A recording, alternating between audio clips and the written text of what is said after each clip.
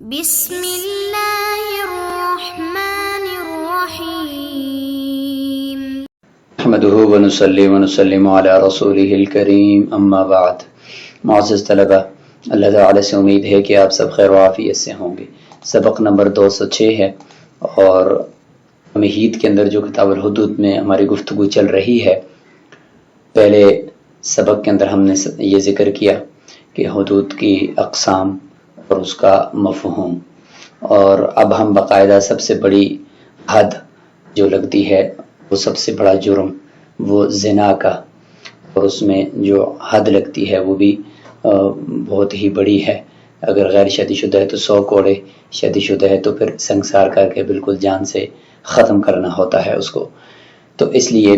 سب سے پہلے ہم اس حد کو ثابت کرنے کی جو کہ اسباب ہیں، دلائل ہیں، اس کو ذکر کریں گے۔ تو حد زنا کے ثابت کرنے کے لیے 2 دلائل ہوتے ہیں، یا تو 4 گواہ وہ زنا کی گواہی دے دیں، یا خود زانی قرار کر لے، وہ اس سے زنا ثابت ہو جاتا ہے۔ پھر اس کے بعد آگے دیکھنا پڑتا ہے کہ وہ شادی شدہ ہے یا غیر شادی شدہ ہے، اسی اعتبار سے پھر اس کے اوپر سزا کو نافذ کیا جاتا ہے۔ تو آج ہم 4 گواہ یا اقرار اس سے متعلق دیکھتے ہیں کہ شریعت کے کیا کیا اصول ہیں۔ 4 گواہ ہوں گے، ان سے مختلف قسم کے سوالات ہوں گے، اور ان کے 3 مراحل ہوں گے، ان 3 مراحل کو ہم جانیں گے، اور اس طریقے سے اقرار کے اندر 5 قیودات ہوں گی، ان کو ہم دیکھیں گے۔ قال الزنا يثبت بالبينة والإقرار والمراد ثبوته عند الإمام لأن البينة دليل ظاهر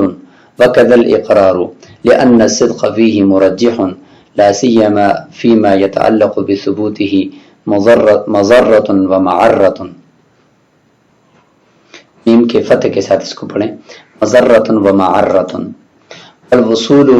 إلى العلم القطعي متعذر فيكتفى بالظاهر۔ اس عبارت کا حاصل یہ ہے، امام قدوری رحمہ اللہ فرما رہے ہیں کہ زنا کی جو حد ہے اور زنا یہ کس طریقے سے ثابت ہوگا۔ فرماتے ہیں کہ 2 دلائل ہیں، ایک تو بینہ یعنی گواہن سے، اور نمبر 2 اقرار سے۔ ثبوت سے کیا مراد ہے؟ تو صاحب ہدایہ فرماتے ہیں کہ ثبوت سے مراد امام کے پاس یعنی عدالت میں قاضی کے سامنے ثبوت، یہ مراد ہے۔ اور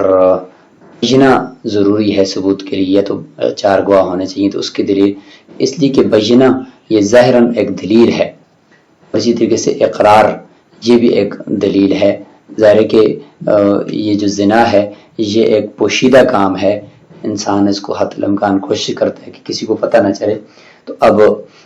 اس کا پتہ تو ویسے نہیں چلتا، تو 2 ہی باتوں سے چلتا ہے، یا تو کوئی دیکھ رہا ہو اس کو تو وہ گواہی دے دے، اور یہ ہے کہ خود زانی ڈر جائے اللہ تعالیٰ سے اور اپنے اوپر اللہ کا جو حق یعنی حد ہے اس کو نافذ کروائے، جیسے کہ شریعت میں حضرت ماعز رضی اللہ عنہ کا یہ واقعہ ملتا ہے، جس کو ہم تفصیل سے دیکھیں گے۔ صدق فیہ مرجح، فرماتے ہیں اقرار کے ذریعے سے بھی زنا ثابت ہو جائے گا۔ دلیل یہ ہے کہ صدق سچائی اقرار کے اندر وہ راجح ہے، لا سیما بالخصوص اس وقت یا اس کام کے اندر جس کے ثبوت کے اندر انسان کو جانی نقصان بھی ہے، اور معرتن اور اس کی عزت بھی تار تار ہونے والی ہے، پھر بھی وہ اپنے اوپر زنا کا اقرار کر رہا ہے، تو یہ سچا ہی ہوگا نا، جھوٹ تو کوئی اپنے اوپر اس طریقے سے نہیں بولتا۔ اور علم قطعی تک پہنچنا وہ متاثر ہے، جیسے کہ ہم نے بیان کیا کہ زنا کا تعلق جو ہے وہ اخفاء کے ساتھ ہے، اور وہ انسان پوشیدہ ہو کر کرتا ہے، لہذا ظاہر کو ہی ہم اکتفا کریں گے، اور شریعت جو ہے وہ ظاہر کی ہی مکلف ہے، لہذا یہی 2 چیزیں ہیں جن کے ذریعے سے یہ جرم ثابت ہو سکتا ہے۔ قال فالبينة أن تشهد 4 من الشهود على رجل وامرأة بالزنا لقوله تعالى فاستشهدوا عليهن 4 منكم، وقال الله تعالى ثم لم يأتوا ب4 شهداء، وقال عليه السلام للذي قذف امرأته ائتي ب4 يشهدون على صدق مقالتك، ولأن في اشتراط 4 يتحقق معنى الستر وهو مندوب إليه والإشاعة ضده۔ امام قدوری رحمہ اللہ اس عبارت میں یہ بیان فرما رہے ہیں کہ گواہی جو سب سے پہلی دلیل ہے زنا کو ثابت کرنے کی، اس کا ہم ذکر شروع کر رہے ہیں کہ گواہی زنا کی وہ یہ ہے کہ 4 شخص، 4 گواہ وہ کسی زانی مرد اور عورت پر گواہی دیں گے صراحتاً زنا کی۔ زنا کا مطلب صراحتاً زنا کی، یہ نہیں کہیں گے کہ ہم دیکھ رہے تھے کہ یہ ادھر جا رہے تھے، ہم نے دیکھا کہ یہ ادھر اندر داخل ہو گئے، ہم نے دیکھا تو یہ بیٹھے ہوئے گپ شپ لگا رہے تھے، ایسا نہیں، بلکہ صراحتاً زنا کی گواہی۔ آگے انشاءاللہ اس کی تفصیل آ رہی ہے۔ دلیل، یہ 4 گواہوں کو ہم نے کہاں سے ثابت کیا؟ سورہ نساء میں اللہ تعالیٰ فرماتے ہیں کہ ان عورتوں کے اوپر 4 گواہ بناؤ، یعنی جو فاحشہ کرتی ہیں اور جو بدکاری کرتی ہیں۔ اور اس طریقے سے اللہ تعالیٰ نے فرمایا سورہ نور کے اندر ثم لم یأتوا بأربعۃ شہداء فاجلدوہم 80، اگر یہ گواہ جو دوسری کے اوپر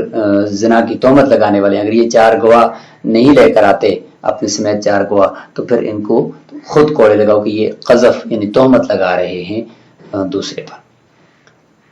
رسول اللہ صلی اللہ علیہ وسلم کی روایت یعنی ان کی حدیث کو بھی دلیل کے طور پر ذکر کیا جا رہا ہے۔ ابھی دلائل نقلیہ چل رہے ہیں۔ الذی قذف امرأتہ، اس شخص کے لیے جس نے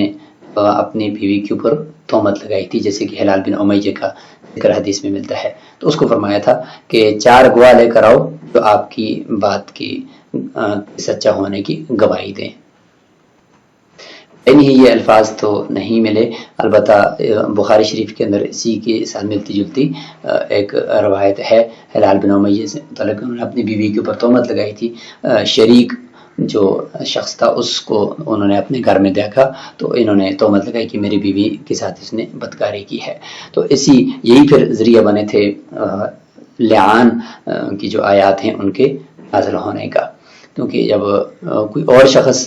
تہمت لگاتا ہے عورت پر تو اس کو تو حد لگتی ہے نا، حد قذف، لیکن اگر شوہر اپنی بیوی پر تہمت لگاتا ہے اس کی وجہ سے پھر شوہر کو لعان کرنا پڑتا ہے۔ اور رسول اللہ صلی اللہ علیہ وسلم نے فرمایا تھا کہ البینہ او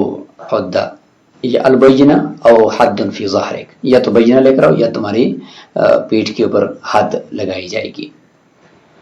اور اسی طریقے سے پھر انہوں نے آگے سے فرمایا تھا کہ اللہ کے رسول اگر کوئی ہم میں سے کوئی اپنی بیوی کے اوپر کسی آدمی کو دیکھے تو کیا وہ لوگوں کو کی طرف چلتا پھرے گا کہ تم آ کر دیکھو میری بیوی کے ساتھ کون کیا کر رہا ہے؟ تو اللہ کے نبی نے فرمایا البینہ والا حد فی ظہر یا والا حد فی ظہرک، کہ یہ تمہارے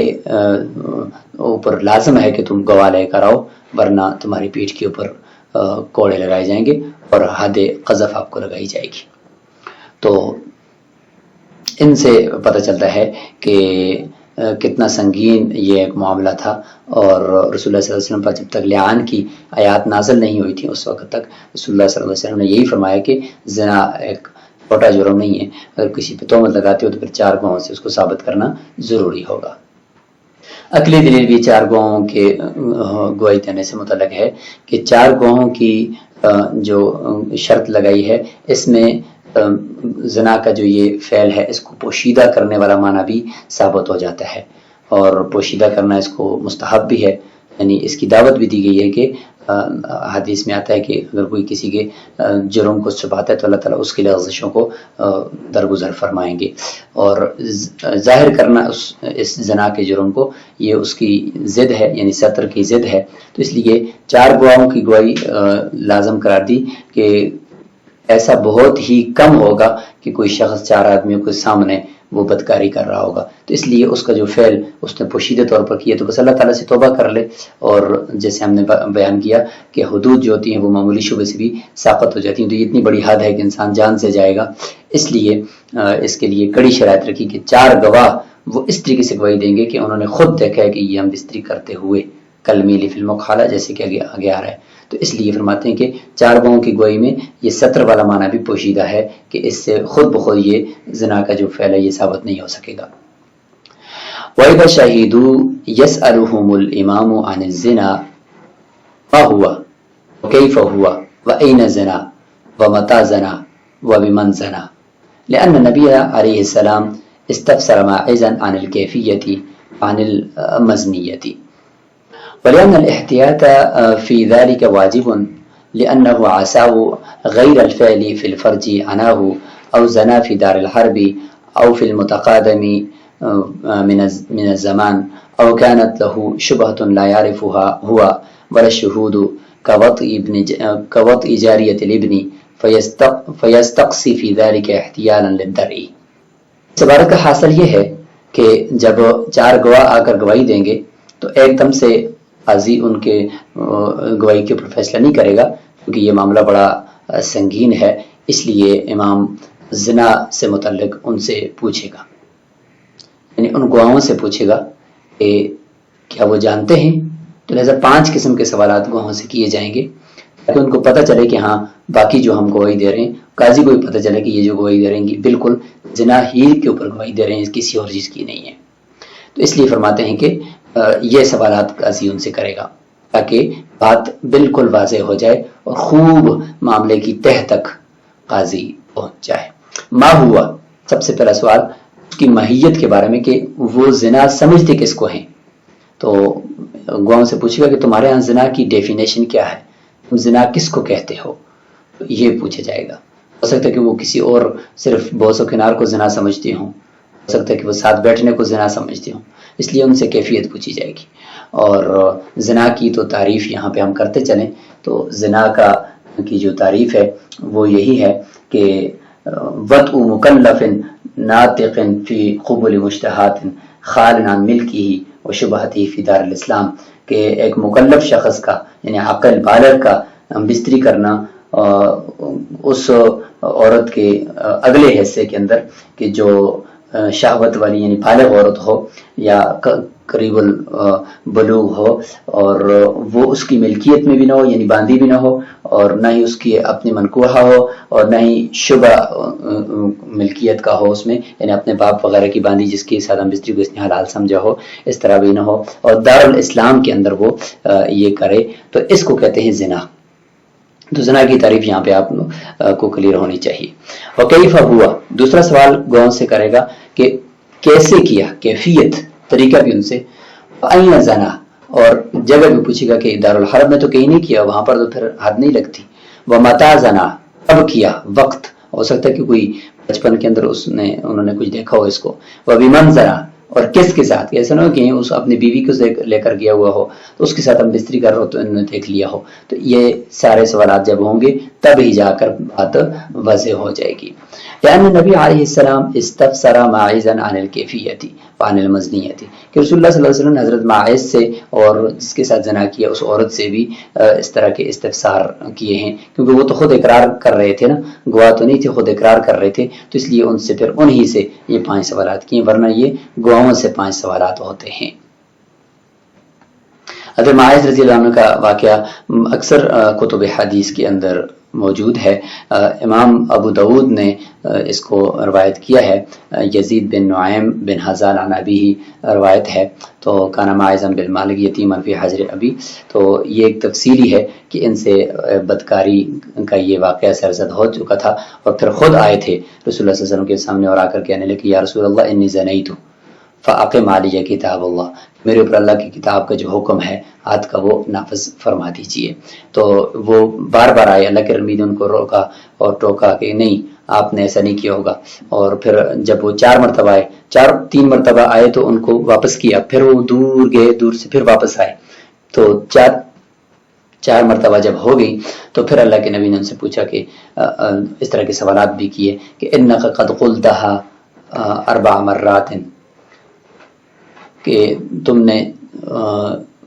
4 مرتبہ اس طرح کا لفظ بول دیا، اقرار کر دیا کہ انی زنیت فاقم علی کتاب اللہ. تو فبمن، میرا سوال یہ کہ کس کے ساتھ، قال بفلانا، قال هل زاجعتها، کیا تم نے اس کو باقاعدہ لٹایا ہے، قال نعم، قال هل باشرتها، کیا تم نے اس کے ساتھ باقاعدہ مباشرت کی ہے، قال نعم، قال هل جامعتها. دیکھو کتنی وضاحت اللہ کے نبی تہ تک جانا چاہتے ہیں کہ بالکل یہ واضح طور پر بتائیں. قال نعم، تو پھر اس کے بعد کیونکہ وہ شادی شدہ تھے تو محسن ان کو کہا جاتا ہے جب شادی شدہ ہو، محسن کی شرائط بھی آگے آ رہی ہیں، تو پھر ان کو رجم کرنے کا حکم دیا گیا. ولیان الاحتیاط فی ذلک واجب، اور دوسری بات یہ ہے کہ احتیاط اس چھان بین کے اندر یہ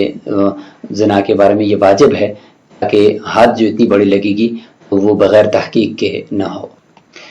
احتیاط اس لیے ضروری ہے کہ لأنه عسى غیر الفعل فی الفرج، یعنی ہو سکتا ہے کہ وہ فرج کے اندر یعنی ہم بستری یعنی اعلیٰ تناسل داخل کرنے کے علاوہ کہ کسی فعل کو وہ ہم بستری سمجھ رہا ہو، یعنی خود گواہ سمجھ رہے ہوں یا وہ شخص سمجھ رہا ہو، یا یہ کہ اس نے زنا دارالحرب کے اندر کیا ہو، اور او فی المتقادم، یا یہ کہ کسی بچپن کے زمانے کی وہ بات کر رہا ہو، اس وقت اس پہ حد نہیں ہوتی، اور او کانت لہ شبہۃ فی لا یعرفھا ہوا، یا یہ کہ اس کو کوئی شبہ لگ گیا ہے جس کے ساتھ وہ زنا کر رہا ہے جس کو وہ جانتا نہیں ہے، یعنی ہو سکتا ہے کہ پتی بھی شبہ اس نے کر لیا اپنی بیوی سمجھ کر، یا یہ کہ اپنے باپ کی باندی کو اس نے حلال سمجھ کر اپنے لیے کر دیا، تو اس طریقے سے فرماتے ہیں کہ ولا شہود، اور اسی طریقے سے ہو سکتا ہے کہ گواہوں کو بھی پتہ نہ ہو کہ یہ کس کی کون عورت ہے جس کے ساتھ یہ مستری کر رہا ہے، جیسے کہ کبت یہ جاریت الابنی، بیٹے کی باندی کے ساتھ وتی کرنا، تو اس میں شبہ ہے نا کہ بیٹے کا مال باپ کا مال ہوتا ہے، تو ہو سکتا ہے گواہوں نے اس کو نہ پہچانا ہو، لہذا فیستقصی فی ذلک احتیاطا للدرء، تو لہذا خلاصہ یہ ہے کہ حد کو حد الامکان در یعنی ساقط کرنا ہے، دفع کرنا ہے، تو اس کے ہیلا کرنے کے لیے مکمل تہ تک جائے گا جب تک کہ بات 100% منعن ثابت نہ ہو جائے۔ تو یہ دو مرحلے یعنی گواہی کی جو دلیل ہے جس کے ذریعے سے زنا ثابت ہوگا، تو اس کے دو مرحلے مکمل ہوگی، ایک کمال و نصاب شہادہ یعنی شہادت کا نصاب کامل ہو، 4 گواہ ہوں، اور دوسرا یہ کہ 5 سوال گواہوں سے۔ اب آگے جی تیسرا مرحلہ شروع ہونے جا رہا ہے، اور وہ یہ ہوگا کہ قاضی پھر ان گواہوں کی چھان بین کرے گا کہ یہ گواہ خود کیسے ہیں، تو ان کی تعدیل کی جائے گی، تعدیل سرن بھی کی جائے گی اور علانیتاً بھی کی جائے گی۔ فرماتے ہیں فَإِذَا بَيَّنُوا ذَلِكَ وَقَالُوا رَأَيْنَاهُ وَطِئَهَا فِي فَرْجِهَا كَالْمِيلِ فِي الْمُكْحَلَةِ وَسَأَلَ الْقَاضِي عَنْهُمْ فَعُدِّلُوا فِي السِّرِّ وَالْعَلَانِيَةِ حكم بشهادتهم ولم يكتفي بظاهر العدالة في الحدود احتيالا للدرء، قال عليه السلام ادرأوا الحدود ما استطعتم بخلاف سائر الحقوق عند أبي حنيفة رحمه الله، وتعديل السر والعلانية نبينه في الشهادات إن شاء الله تعالى، قال في الأصل يحبسه حتى يسأل عن الشهود للاتهام بالجناية، وقد حبس رسول الله صلى الله عليه وسلم رجلا بالتهمة بخلاف الديون حيث لا يحبس فيها قبل ظهور العدالة، وسيأتيك الفرق إن شاء الله تعالى۔ عبارت کا حاصل یہ ہے کہ جب بیان کر لیں گے گواہ اس تمام سوالات کے جوابات، تو اور وہ یہ کہیں گے کہ ہم نے اس شخص کو دیکھا ہے کہ ہم بستری کر رہا تھا فلاں عورت کے ساتھ، اور اس کی اگلی یعنی فرج کے اندر کر رہا تھا، اور اس طریقے سے کر رہا تھا جس طرح کالمیل فی المکحلہ، جیسے کہ سرمدانی کی سرما لگانے کی جو تیلی ہے اس کا سرمدانی کے اندر دخول ہوتا ہے، تو اسی طریقے سے اس نے دخول کیا ہے اور ہم دیکھ رہے تھے، اور قاضی پھر اس کے بعد سوال شروع کر دے گا، اور قاضی جو ہے پھر ان کی تعدیل بھی کر دے ان گواہوں کی، اور سرن بھی کر دے علانیتاً بھی کر دے۔ اس کی تشریح شرح میں آ رہی ہے کہ سرن کس طرح تعدیل ہوگی اور علانیتاً کس طرح ہوگی، اور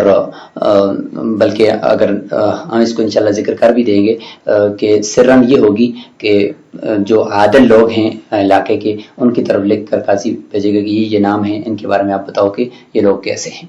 تو لہذا سرن یہ ہوگی کہ جو عادل ہوں گے یعنی اس گاؤں میں سے جو عادل گواہ ہوں گے اور بالکل سچے ہوں گے، تو ان کے بارے میں وہ عادل لوگ تحقیق کر کے لکھیں گے کہ ہاں ان کی میں نے تعدیل کر دی ہے، یہ سچا ہے، اور جس کے بارے میں شک ہوگا تو ان کے نیچے کچھ بھی نہیں لکھیں گے، یا اللہ یعلم بس لکھ دیں گے، تو اس سے پتہ چلے گا۔ اور علانیتاً یہ ہوگی کہ قاضی کے سامنے وہ آئیں گے وہ عادل لوگ، اور آ کر عدالت میں کہیں گے کہ جن کے بارے میں تعدیل کریں گے ان کے بارے میں کہیں گے، اور دوسروں کے بارے میں کچھ نہیں کہیں گے، تو قاضی کو پتہ چل جائے گا کہ یہ ان کی تعدیل ہوگی اور ان کی نہیں ہوئی۔ تو جب یہ سارا کام قاضی کر دے گا، گواہوں کی تعدیل بھی ہو گئی، سوالات بھی ہو گئے، 4 گواہیاں بھی آ گئی ہیں، تو حکم بشہادتی، اب قاضی جو ہے ان کی گواہوں کے ساتھ ان کی گواہی کے ساتھ فیصلہ کر دے گا، اور پھر آگے فیصلہ رجم کا یا وہ کوڑوں کا ہوگا، وہ بھی جو زانی ہے اس کی شادی شدہ یا غیر شادی شدہ ہونے کو دیکھا جائے گا۔ قاضی ظاہری عدالت کو حدود کے اندر نہیں دیکھے گا کہ بس مسلمان ہیں گواہ تو بس ٹھیک ہے، احتیاطاً للدرء یعنی اس جو حد زنا ہے اس کو ختم کرنے کے لیے اور اس کو زائل کرنے کے لیے، کاہیلا کرنے کے لیے قاضی بہت ہی زیادہ تحقیق کرے گا۔ رسول اللہ صلی اللہ علیہ وسلم نے فرمایا کہ ادعوا الحدود ما استطعتم، جتنا تم استطاعت رکھتے ہو اتنا ہی حدود کو یعنی نافذ کرنے کے بجائے ان کو زائل کرو، کیونکہ اللہ تعالیٰ معاف کر دیں گے، لیکن اگر ایک شخص کی جان بغیر کسی اس کے نہ جائے، بغیر کسی تحقیق کے نہ جائے۔ بخلاف سارے الحقوق، بقیت سارے حقوق اس کے برعکس ہیں امام ابو حنیفہ رحمۃ اللہ کے نزدیک، ان میں اتنی زیادہ تحقیق کی ضرورت نہیں ہے۔ وتعدیل السر والعلانیۃ، انشاءاللہ ہم شہادات کے اندر اس کو ذکر کریں گے، اور کچھ ہم نے اس کا تذکرہ کر دیا۔ امام محمد رحمۃ اللہ اصل یعنی مبسوط کے اندر فرماتے ہیں کہ قاضی اس زانی کو جس کے اوپر زنا کی تہمت لگی ہے اس کو محبوس کرے گا، قید کرے گا، یہاں تک کہ گواہوں کے بارے میں خوب چھان بین کر لے، کیونکہ اس وقت تہمت ہے، ایک جرم کی تہمت ہے، زنا کا جرم اس نے کیا ہے، تو لہٰذا اس کو چھوڑیں گے نہیں اور اس کو اسی طریقے سے قید کر کے رکھیں گے۔ اور رسول اللہ صلی اللہ علیہ وسلم نے ایک شخص کو زنا کی تہمت کی وجہ سے قید بھی کیا ہے۔ ترمذی شریف کے اندر ایک روایت ہے باز بن حکیم سے کہ ان نبی صلی اللہ علیہ وسلم حبس رجلا فی تہمۃ ثم خلع عنہ، بخلاف الدیون، بخلاف قرضوں کے، کسی شخص پہ قرضہ ہو تو اس میں اس کو ایک دم سے قید نہیں کیا جائے گا جب تک کہ گواہوں کی عدالت ظاہر نہ ہو، گواہوں کے بارے میں پتہ چل جائے کہ بھئی یہ جو قرضے کی گواہی دے رہے ہیں اس کے اوپر تو یہ سچے ہیں یا جھوٹے ہیں۔ صاحب دایہ فرما رہے ہیں کہ ان کا فرق ہم ذکر کریں گے کہ دیون کے اندر ہم کیوں قید نہیں کریں گے جب تک کہ گواہوں کی عدالت ظاہر نہ ہو، اور یہاں زنا کے اندر کریں گے، لیکن صاحب ہدایہ نے اس کو آگے کہیں پہ بھی ذکر نہیں فرمایا۔ تو بہرحال اس سبق کو یہیں پہ روکیں گے، اور اس سبق میں ہم نے صرف جو پہلی دلیل ہے زنا کے ثابت ہونے کی یعنی بینہ، اس کی 3 مراحل کو ہم نے پڑھ لیا، اور 3 مراحل ہم نے دیکھ لیے کہ گواہی کا نصاب، اور پھر اس کے بعد گواہوں سے سوالات، پھر گواہوں کی تعدیل، اور پھر اس کے ساتھ آخر میں حکم ذکر کر دیا کہ پھر اس کی وجہ سے یہ حکم آ جائے گا۔ اقرار جو دوسری دلیل ہے زنا کو ثابت کرنے کی، اس کا ذکر انشاءاللہ اگلے سبق میں کرتے ہیں۔ السلام علیکم ورحمۃ اللہ۔